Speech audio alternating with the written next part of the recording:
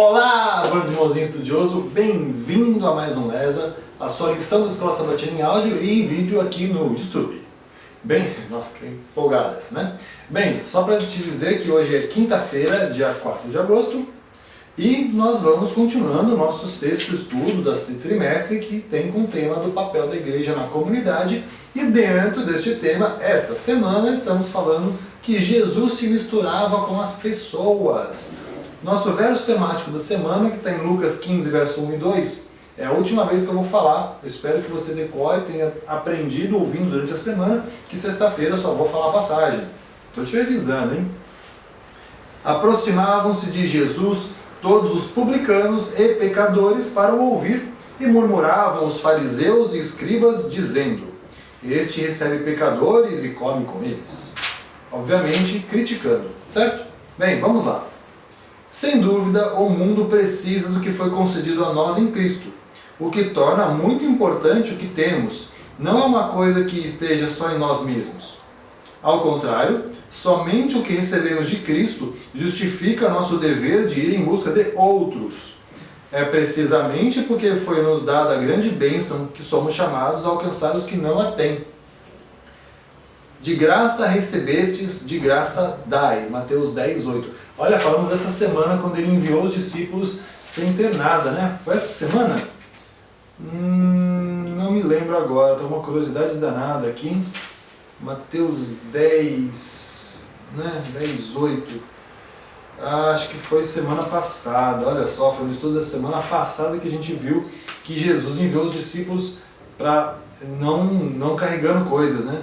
Para eles dependerem também das pessoas.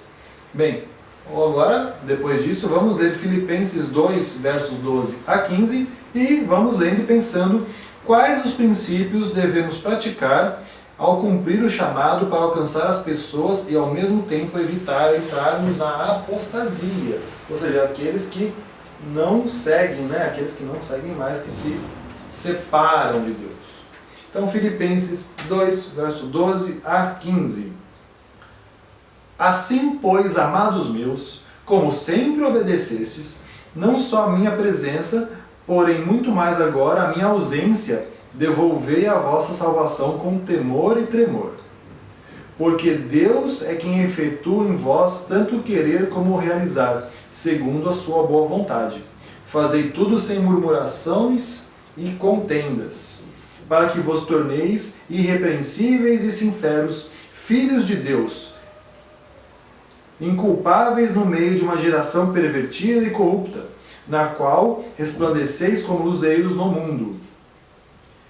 Então, vamos lá, vamos dar uma repassada do 12. Amados meus, obedecestes. Então, fala assim, primeira coisa, né, quais os princípios praticar? Importante, não só na presença, quanto na ausência. Isso é interessante, porque assim, não importa onde você esteja, quem esteja com você ou quem não esteja. Você é você, em qualquer lugar. Então, a todo momento, seja fiel àquilo que você acredita, certo? Vamos lá. Porque Deus é quem efetua em vós o tanto querer quanto realizar, segundo sua boa vontade. Dependência de Deus, é um outro ponto. Primeiro, ser sempre constante. Segundo, depender de Deus. Fazer tudo sem ficar murmurando e reclamando. Opa, olha só, ficar fazendo as coisas xingando porque está fazendo. Eu tenho que confessar que eu tenho o hábito de, às vezes, de reclamar porque acontece um imprevisto, alguma coisa ruim, e eu tenho que ir lá e corrigir ou consertar. Mas eu vou... Você faz que é uma coisa que eu vou ter que fazer, mas faço. Eu tenho que melhorar isso, ok? Mas, pelo menos, a gente sabe que a gente vai resolver. Vai lá para resolver. Para que a gente se torne sinceros filhos de Deus, certo? Inculpáveis, e meio sejamos luz. Então, para que nós sejamos tudo isso que fala no verso 15, a gente tem que seguir essas características. Então, depois, não ficar reclamando para fazer as coisas, principalmente o trabalho, né, que você tiver que fazer. Você tem que ser alguém sincero, alguém constante. Muito importante. Então, vamos lá. Temos que tomar cuidado com a atitude de procurar nos proteger do mundo, de tal maneira que nunca entremos em contato com as pessoas que estão nele. É muito fácil permanecer em nossa própria zona de conforto espiritual e teológica e que nos tornamos espiritualmente introvertidos. Essa introversão pode transformar numa religião egocêntrica. Por exemplo, Com que frequência nossas igrejas passam mais tempo discutindo por causa de estilo de adoração ou por causa de doutrina do que evangelizando um mundo que está perecendo? Robert Lincoln, em seu livro Empowering the Poor, ou seja, Capacitando os Pobres, na página 21 a 30, descreve 3 tipos de igrejas. Primeiro, a igreja na cidade. Essa igreja não tem virtualmente nenhum contato com as pessoas da localidade. Sua grande ênfase está em atender às necessidades dos próprios membros. 2. Igreja para a cidade. Essa igreja sabe que precisa desenvolver no ministério em favor da população local. Imagina que a comunidade precisa, sem ter consultado as pessoas na região a quem ela serve. Então, apresenta programas para os moradores na localidade. O ministério dessa igreja corre o risco de ser irrelevante quando a negligência de sua responsabilidade para com a sociedade. E terceira, a igreja com a cidade. Essa igreja faz uma análise demográfica para entender a cidade. Essa igreja faz uma análise demográfica para entender a coletividade a qual ela serve. Os membros se misturam, os líderes e os moradores da localidade, perguntando a eles quais são suas verdadeiras necessidades. O serviço dessa igreja em favor dos cidadãos tem maior probabilidade de ser relevante e bem sucedido, ou bem recebido também, como está escrito aqui, porque eles já deram seu parecer e confiam no processo.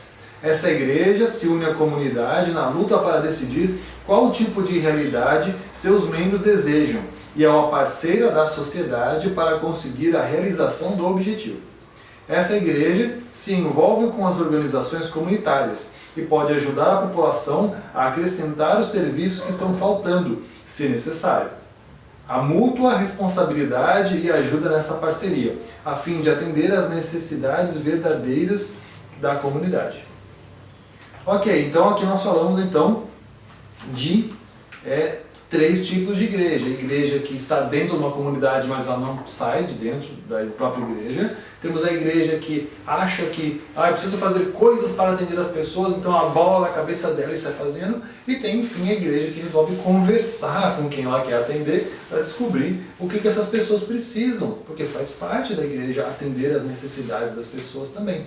Mas o interessante é que essa igreja compartilha a responsabilidade. Então as pessoas não vão dizer que a igreja fez isso, que não fez, a sociedade como um todo fez, a igreja foi a motivadora. Isso é interessante você pensar. A igreja como um agente motivador. A energia de reação necessária para acontecer um evento, né? Bem, pessoal, energia inicial para acontecer uma reação, aulas de química.